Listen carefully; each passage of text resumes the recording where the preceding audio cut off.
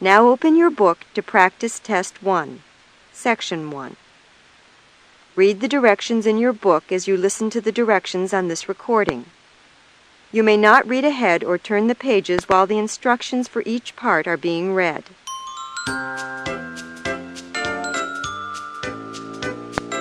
Toefl Practice Test 1, Section 1, Listening Comprehension. In this section of the test, you will have an opportunity to demonstrate your ability to understand conversations and talks in English. There are 3 parts to this section with special directions for each part. Answer all the questions on the basis of what is stated or implied by the speakers you hear. Do not take notes or write in your test book at any time. Do not turn the pages until you are told to do so. Part A. Directions. In Part A, you will hear short conversations between 2 people. After each conversation, you will hear a question about the conversation. The conversations and questions will not be repeated. After you hear a question, read the 4 possible answers in your test book and choose the best answer. Then, on your answer sheet, find the number of the question and fill in the space that corresponds to the letter of the answer you have chosen. Here is an example. On the recording, you hear, "What's the weather been like there this winter?" About the same as last. What does the woman mean? In your test book, you read, A. At last winter is almost over. B. She doesn't like winter weather very much. C. This winter's weather is similar to last winter's weather. D. Winter won't last as long this year as it did last year.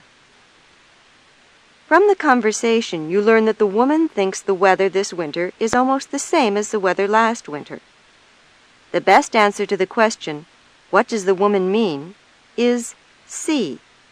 This winter's weather is similar to last winter's weather. Therefore, the correct choice is C.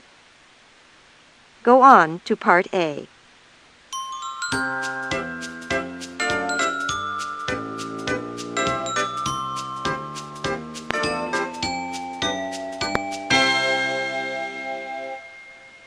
Now we will begin Part A with the first conversation. Number 1. What would you say to a few days off? Super! What does the woman mean?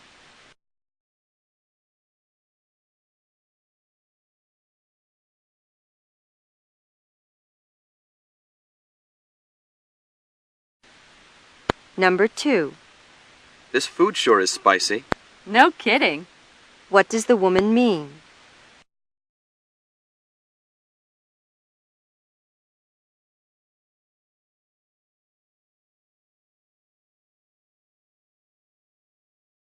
Number 3.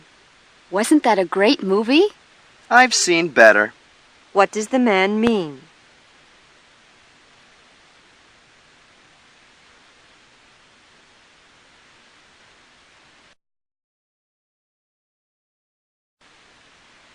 Number 4. That's a fantastic stereo system. It must have been expensive. I bought it on sale.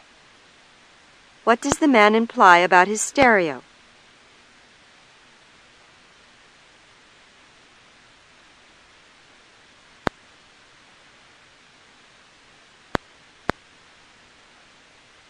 Number 5. You look different. Did you change your hair? Yes, I had it cut last week. What does the woman mean?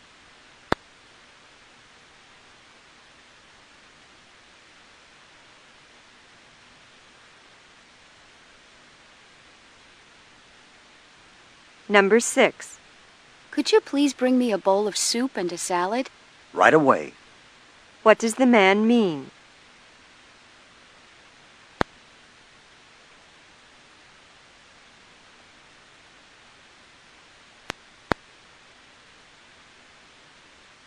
Number 7. Have you come up with a guest speaker for the banquet? Not so far, but I'm working on it. What does the woman mean?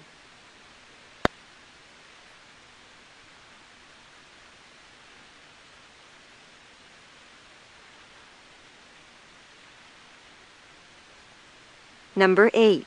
Someone's here to see you. What? What does the woman want to know?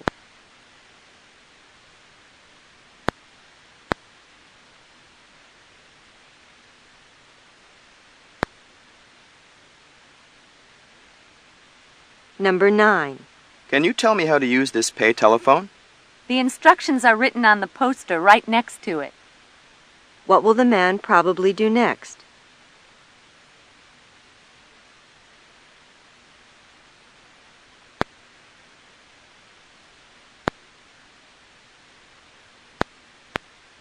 Number 10. How did you do at getting contributions for the scholarship? Well, we're still short $200. What does the man mean?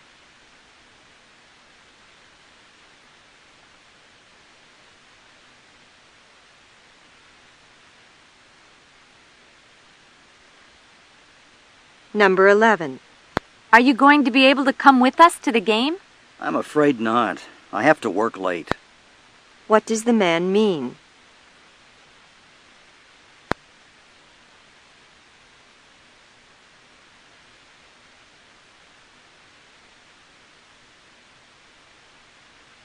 Number 12. Sam, are you the one who picked up the picnic table for us? No, I got Tony to do it. What does Sam say about the table?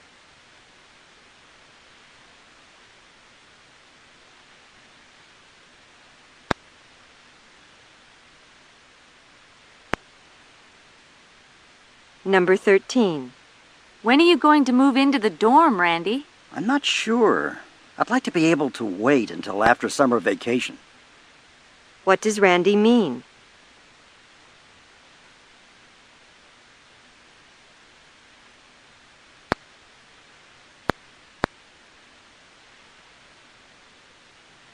Number 14. Thanks for fixing that broken chair. The glue isn't dry yet. The legs are still unstable. What does the man say about the chair?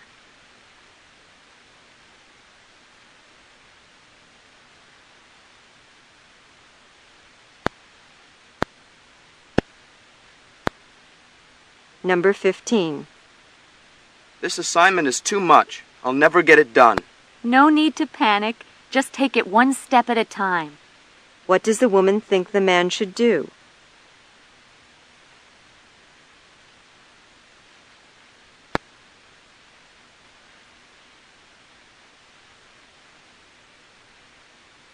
Number 16. Would you rather stay home tonight? Oh, let's go ahead and go out. I'll get my second wind. What does the woman want to do?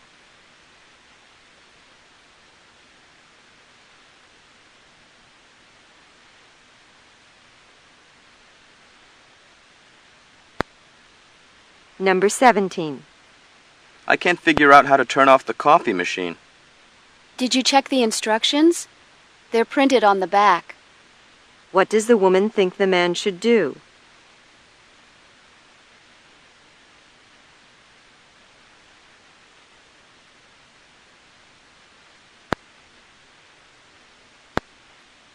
Number 18. I just heard that starting tomorrow, students will no longer be allowed to use the gym for free. If I were you, I'd speak to the athletic department about that. That kind of policy doesn't really seem fair. What does the man suggest the woman do?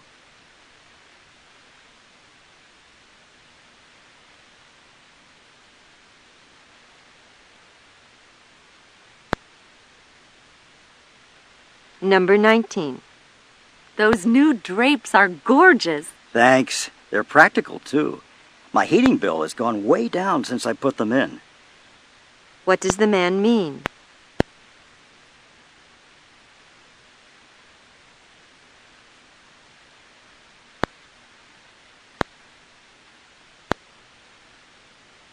Number 20. John sure seems happy with his new bicycle. He really got a good deal on it at the bike sale. What does the man mean?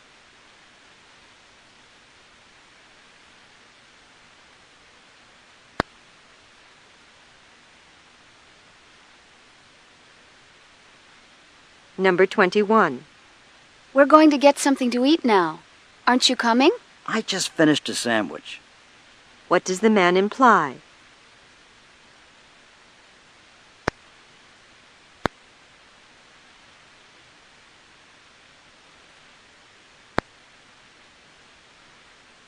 Number 22. Isn't Professor Larson the only faculty member in the English department who has written a book? Far from it. There are a number of others who've done a lot of publishing. What does the woman mean?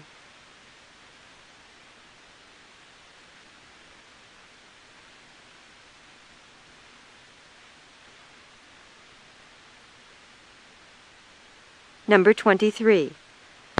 We really ought to find a place to store all of these books. Maybe we should get some bookcases. What problem do the speakers have?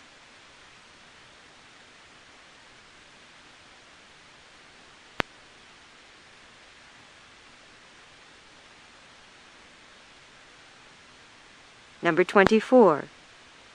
I guess I'm going to have to take George to the airport. Why don't you get someone else to do it? What does the woman suggest the man do?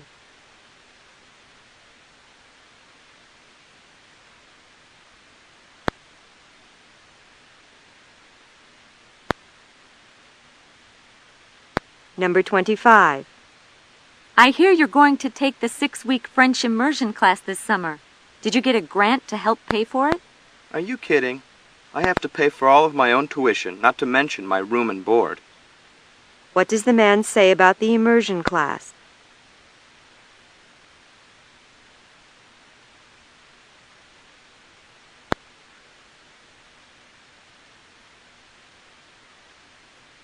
Number 26. I don't like the looks of those clouds. I wouldn't worry about them. If it starts to rain, we'll just move our picnic indoors. What does the woman mean?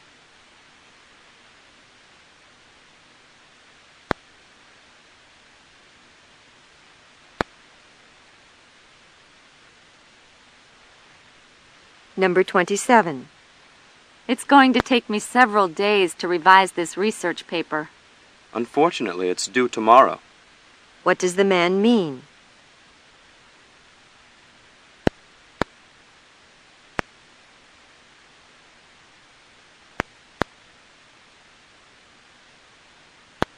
Number 28. Listen to this. The Student Association is going to nominate you for class president. Oh, no! Are you kidding? What does the man mean?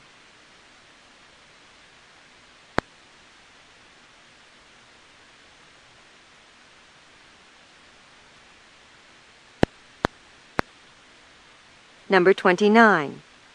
Paul didn't show up at the meeting today. I know. What I want to know is if he finished that report he promised. What does the woman mean?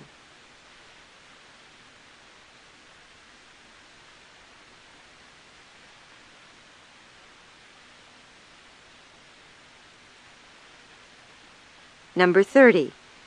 We're ready to leave for the theater now. Aren't you coming? I'll catch up. I'm waiting for Jane. What does the man imply?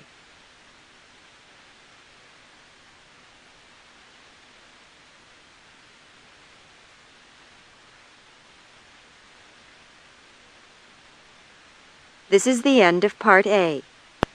Go on to Part B.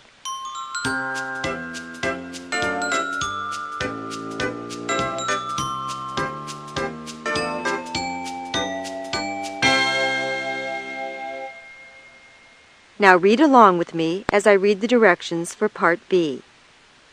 Remember, you should not read ahead or turn the pages while the directions for this part are being read.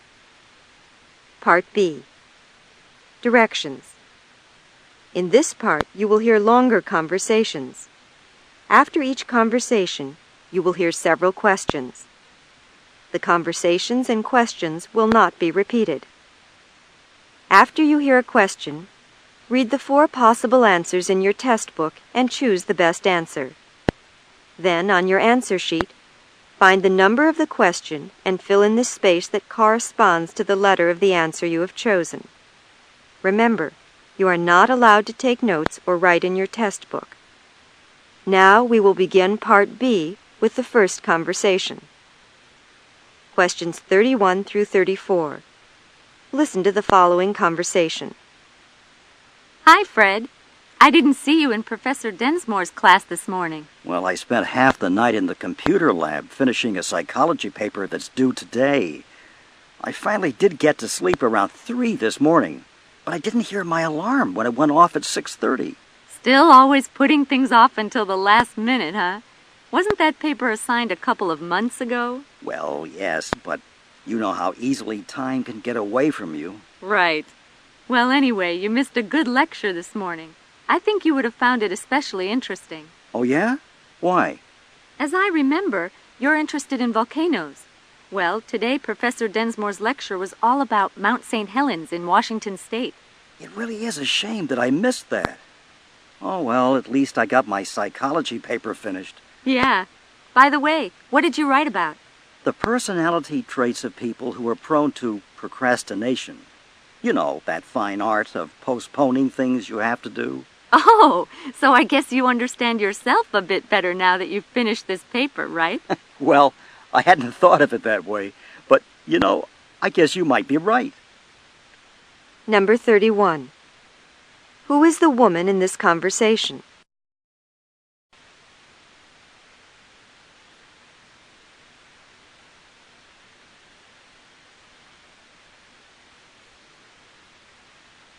Number 32. Why didn't Fred go to his morning class?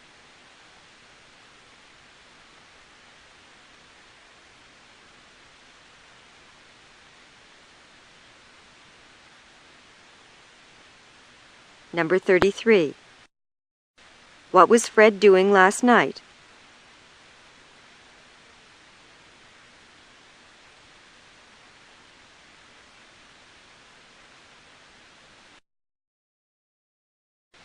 Number 34. What does the woman probably think about Fred?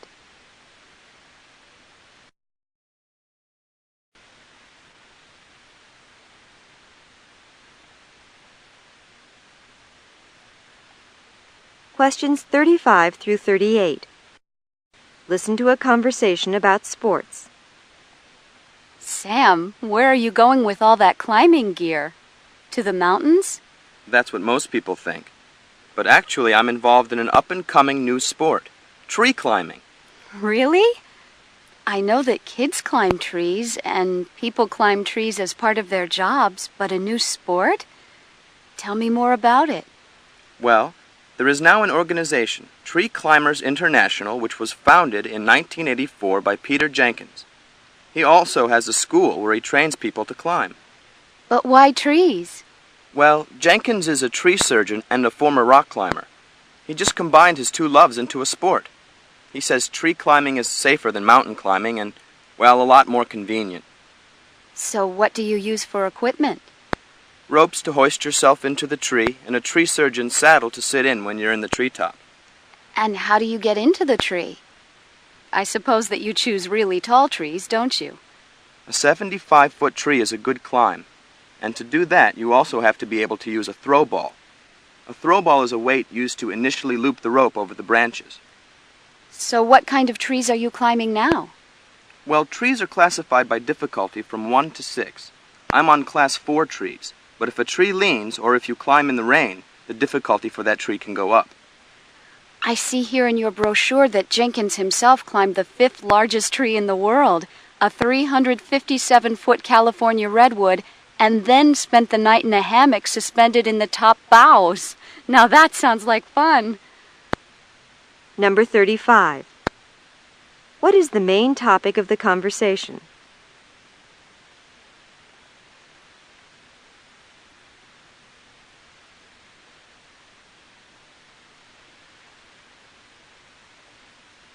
Number 36.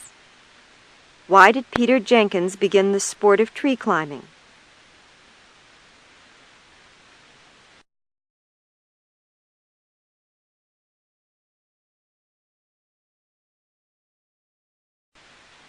Number 37. Why did the woman think Sam was going mountain climbing?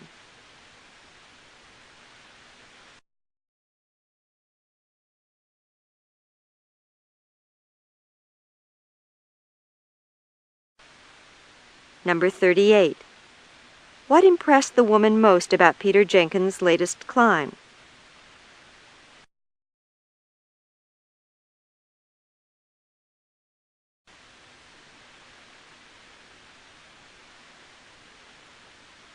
This is the end of Part B. Go on to Part C.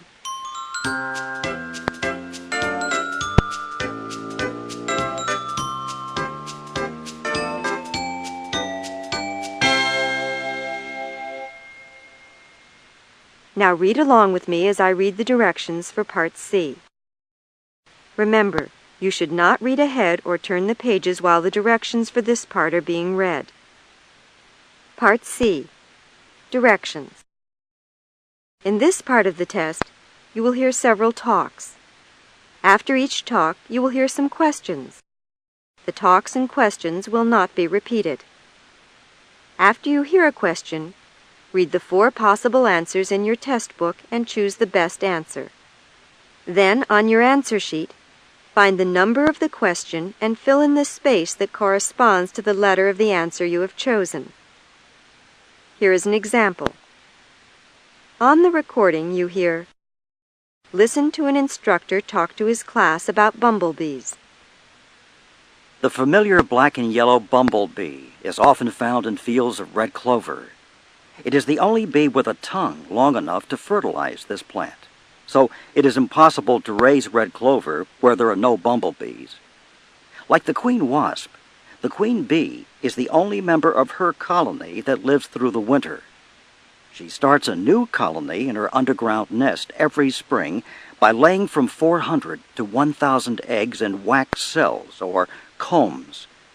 Bumblebees also produce honey. Their nests are often dug up and the contents eaten by bears, mice, and other animals. Now listen to a sample question. Why is it impossible to raise red clover where there are no bumblebees? In your test book, you read, A.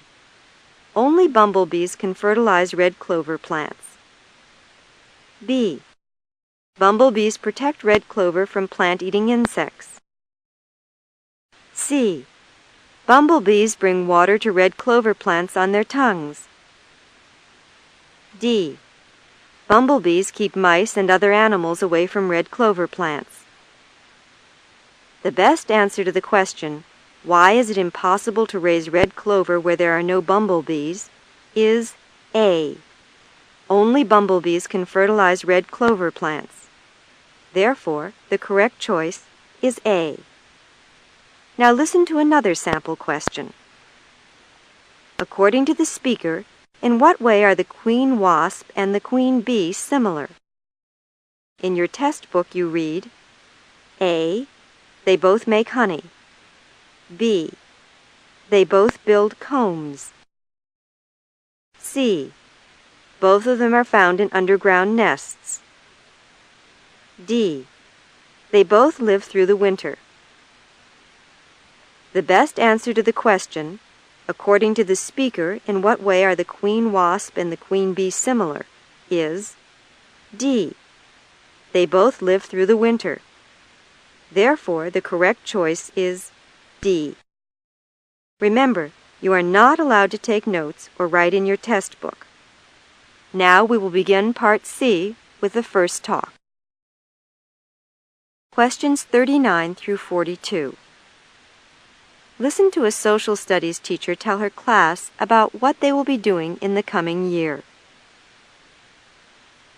Welcome to Introductory Social Studies 101. My name is Professor Barrett. Let me tell you a little about myself, and then we'll go over the course syllabus together. After that, I'd like you each to introduce yourselves and talk a bit about what you hope to get out of this class. I have been teaching in the Social Studies department here at Johnsville College for 13 years. This is my first year of teaching the introductory course, though, which is one of the reasons I want to know about your expectations.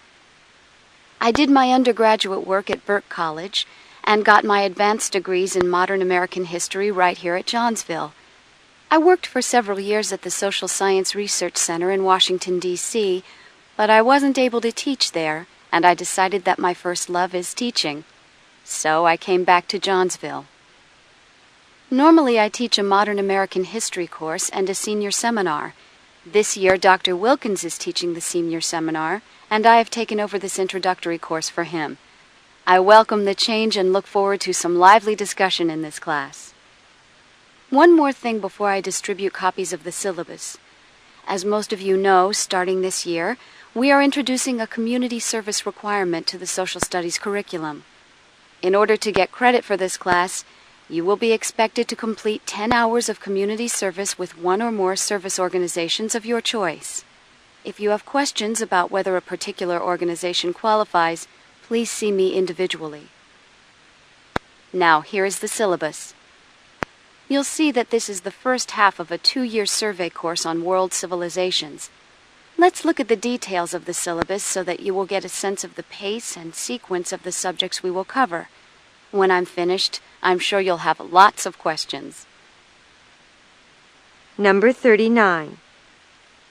What was one of the reasons that Professor Barrett said she wanted the students to talk about their expectations?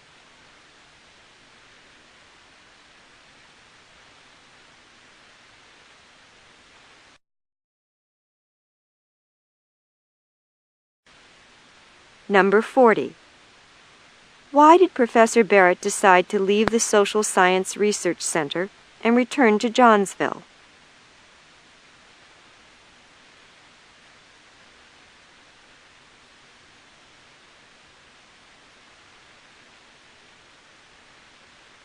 Number 41. What will Dr. Wilkins be doing for the coming year?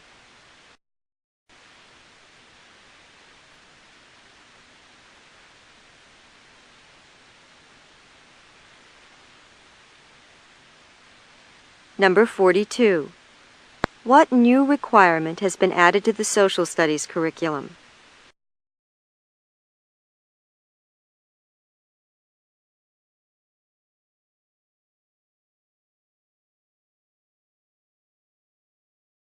Questions 43 through 46.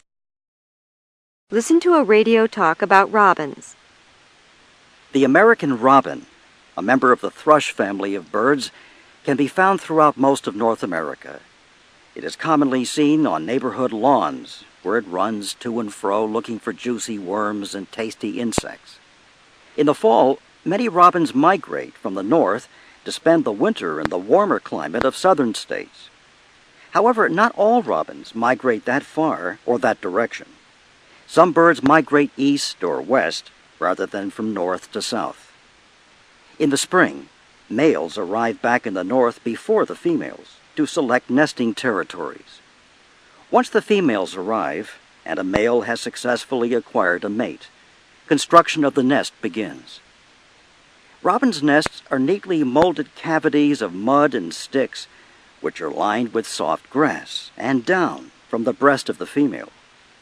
Robins' nests can be found in a variety of locations, including trees, window ledges, and even on the tops of outdoor lamps. The female lays between 4 and 6 bluish-green eggs. Once laid, the eggs need to incubate for 12 to 15 days before they hatch. While the female does most of the incubating, sitting on the eggs day and night to keep them warm, the male does relieve her from time to time so that she can eat. It is common for a pair of robins to produce 2 sets of eggs in one summer session. Number 43. What does the robin eat?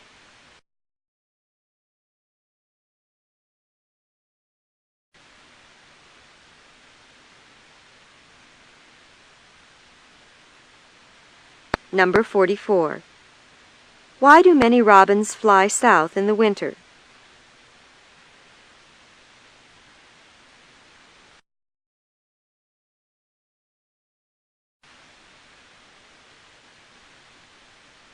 Number 45. Why does the male robin arrive back in the north before the female does?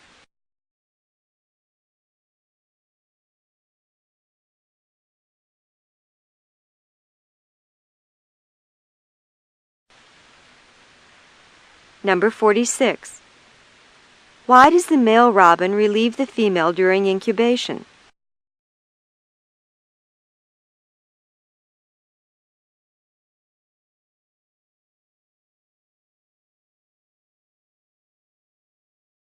Questions 47 through 50. Listen to a talk given to a group of new international students. Hi, welcome to State College.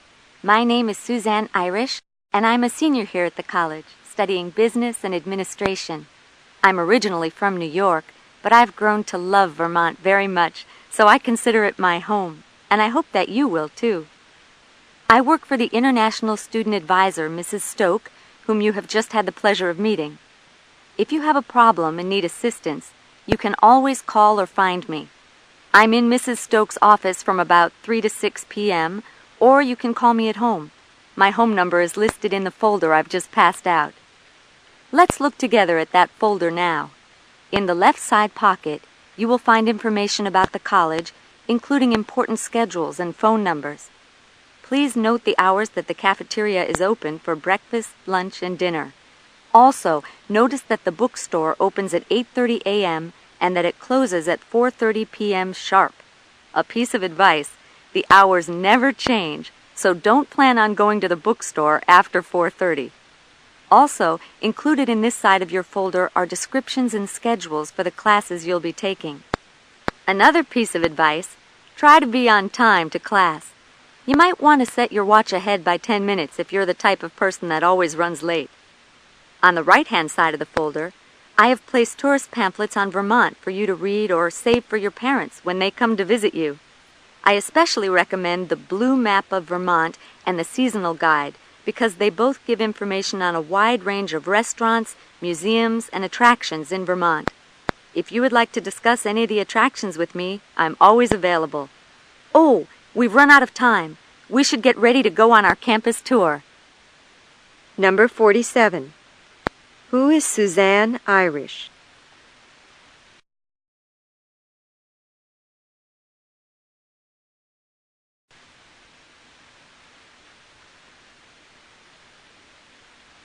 Number 48.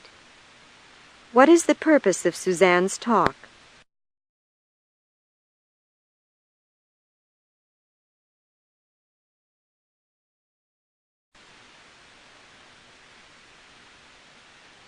Number 49. What two pieces of advice does Suzanne give the students?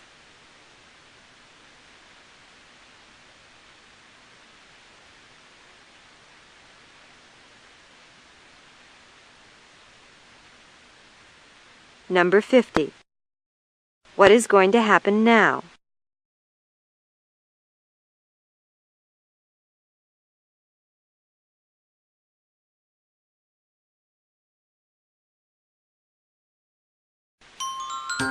This is the end of Section 1 of Toefl Practice Test 1. Stop work on Section 1 now. Turn off your cassette player.